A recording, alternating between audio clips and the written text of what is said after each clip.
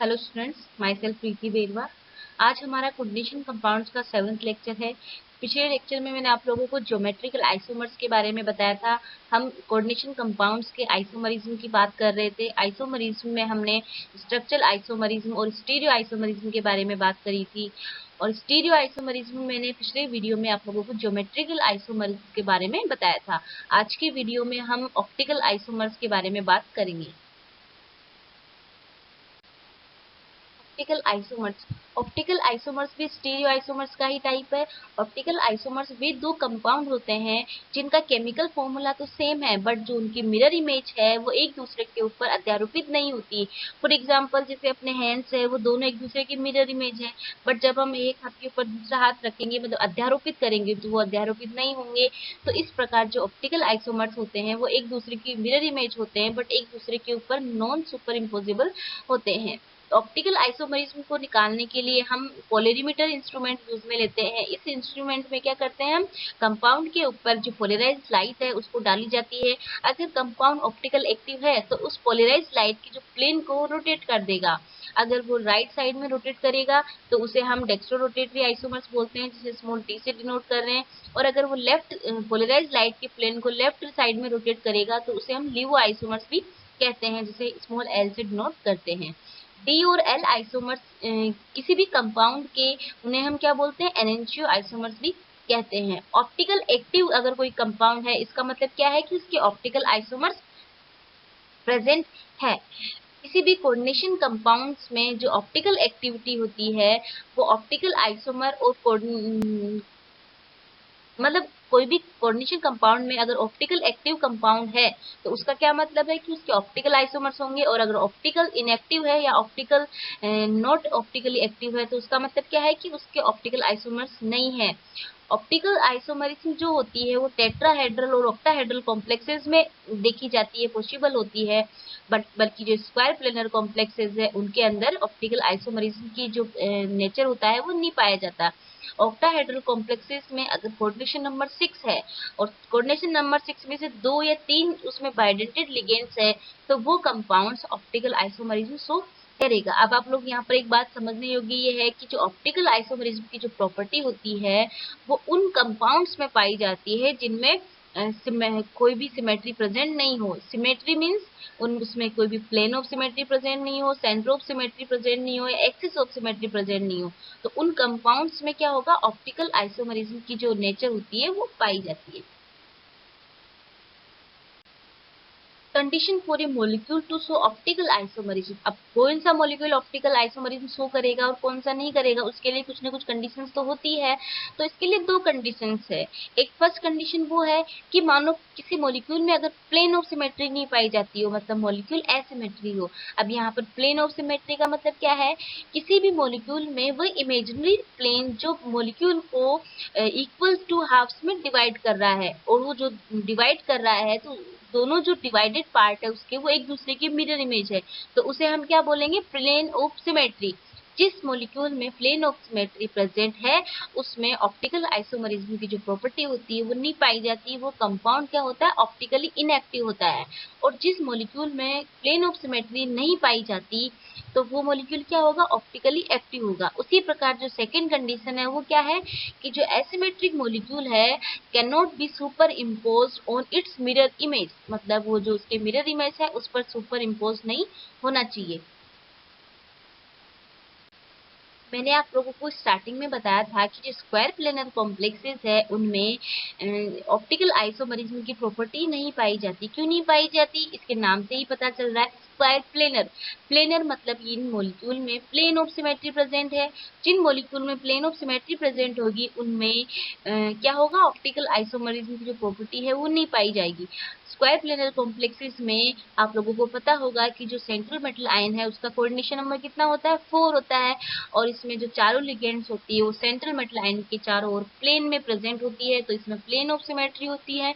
Plane of symmetry होने के कारण ये मॉलिक्यूल, ये जो कॉम्प्लेक्सेस होते हैं वो ऑप्टिकली इनएक्टिव होते हैं और ऑप्टिकल आइसोमरिज्म शो नहीं करते। टेट्राहेड्रल कॉम्प्लेक्सेस, टेट्राहेड्रल कॉम्प्लेक्सेस में ऑप्टिकल आइसोमेरिज्म की प्रॉपर्टी पाई जाती है। आप सब लोग जानते होंगे कि जो टेट्राहेड्रल है उसकी स्ट्रक्चर कैसी होती है। टेट्राहेड्रल में अगर सेंट्रल मेटल आयन के चारों लिगेंड्स डिफरेंट हो, फॉर एग्जांपल जैसे MABCD टाइप के हो, तो उसमें ऑप्टिकल आइसोमेरिज्म की प्रॉपर्टी पाई जाएगी। जबकि पिछले वीडियो में मैंने आप लोगों को बताया था कि जो टेट्राहेड्रल कॉम्प्लेक्सेस है उसमें ज्योमेट्रिकल आइसोमेरिज्म की जो प्रॉपर्टी होती है वो नहीं पाई जाती, इसमें ऑप्टिकल आइसोमेरिज्म की प्रॉपर्टी पाई जाती है, क्योंकि टेट्राहेड्रल कॉम्प्लेक्सेस में प्लेन ऑफ सिमेट्री नहीं पाई जाती। अब हम बात करते हैं ऑप्टिकल आइसोमरिज्म की ऑक्टाहेड्रल कॉम्प्लेक्सेस में। मैंने आप लोगों को स्टार्टिंग में बता दिया कि जो ऑक्टाहेड्रल कॉम्प्लेक्सेस है उनमें ऑप्टिकल आइसोमरिज्म की प्रॉपर्टी पाई जाती है। फर्स्ट एग्जांपल ले रहे हैं हम MAA का होल थ्राइस टाइप कॉम्प्लेक्सेस की। अब यहाँ पर AA का क्या मीनिंग है कि जो लिगेंड है वो बाइडेंटेड लिगेंड है। अब यहाँ पर हमने कोबाल्ट के कॉम्प्लेक्स का एग्जांपल लिया है COEN का होल थ्राइस प्लस 3।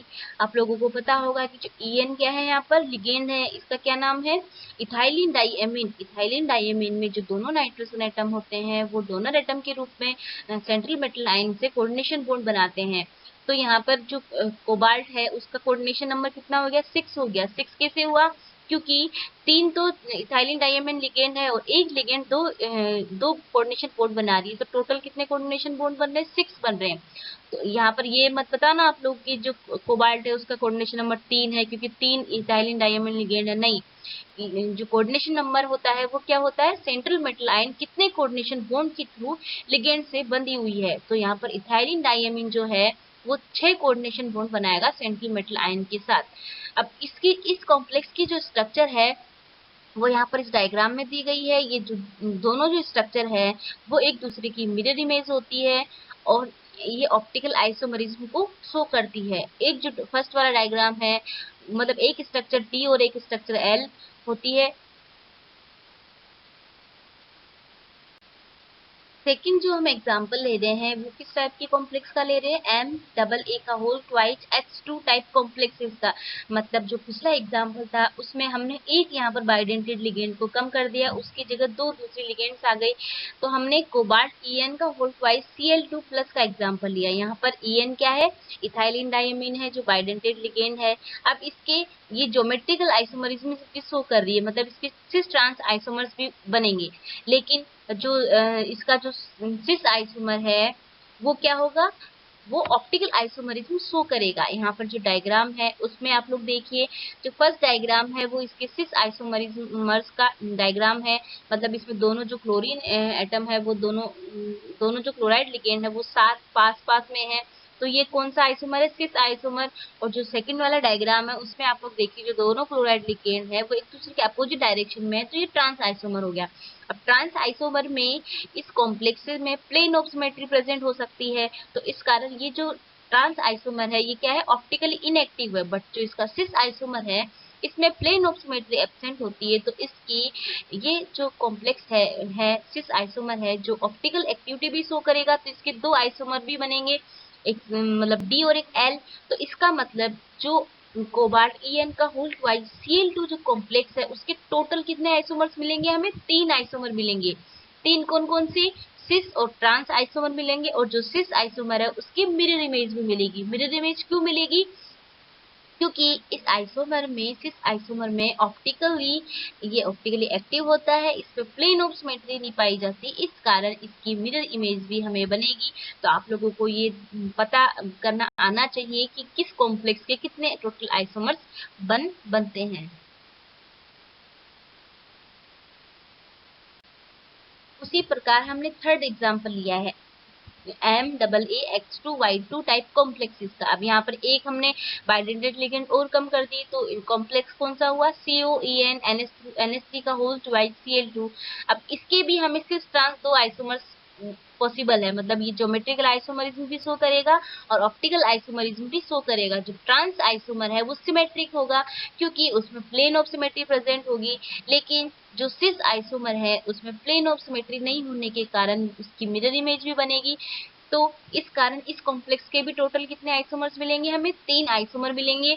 दो तो सिस और ट्रांस, और एक जो सिस आइसोमर है उसकी मिरर इमेज। यहाँ पर जो डायग्राम दिया गया है उसमें आप लोग देखिए, जो फर्स्ट कॉम्प्लेक्स है वो सिस फॉर्म है, मतलब सिस ज्योमेट्रिकल आइसोमर है, इसमें कोई भी प्लेन ऑफ सिमेट्री प्रेजेंट नहीं है। लेकिन जो सेकंड आइसोमर है ट्रांस, इसमें प्लेन ऑफ सिमेट्री प्रेजेंट है, तो ट्रांस आइसोमर जो है ऑप्टिकली इनएक्टिव होगा, लेकिन जो सिस आइसोमर है वो ऑप्टिकली एक्टिव होगा, क्योंकि इसकी मिरर इमेज भी बनेगी।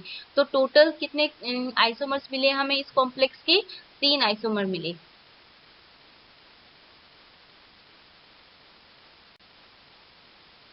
जो पॉलीन्यूक्लियर कॉम्प्लेक्सेस होते हैं उनमें भी ऑप्टिकल एक्टिविटी की प्रॉपर्टी पाई जाती है। अब आप लोग सोच रहे होंगे कि पॉलीन्यूक्लियर कॉम्प्लेक्सेस का क्या मतलब है। जिन कॉम्प्लेक्सेस में एक से ज्यादा सेंट्रल मेटलाइन पाई जाती है उन कॉम्प्लेक्सेस को हम क्या बोलते हैं? पॉलीन्यूक्लियर कॉम्प्लेक्सेस बोलते हैं। इस टाइप के कॉम्प्लेक्सेस में भी जो ऑप्टिकल एक्टिविटी है उसकी प्रॉपर्टी पाई जाती है। यहाँ पर डायग्राम दिया गया है, उसके थ्रू आप देख सकते हो कि यहाँ पर इस जो कॉम्प्लेक्स है उसके दो ऑप्टिकल फॉर्म्स मिलेगी हमें, डी और एल, और उसके साथ ही हमें एक मीजोफॉर्म भी मिलेगी जो क्या है? ऑप्टिकली इनएक्टिव है। मीजोफॉर्म क्या होती है? इस डायग्राम में जो सेकंड वाला डायग्राम है उसमें इंटरनल कंपनसेशन के कारण एक बीच में एक प्लेन आप लोगों को दिख रहा होगा, तो इस प्लेन के कारण क्या है, ये जो कॉम्प्लेक्स है वो ऑप्टिकली इनएक्टिव हो जाएगा। इस फॉर्म को हम क्या बोलते हैं? मीजोफॉर्म।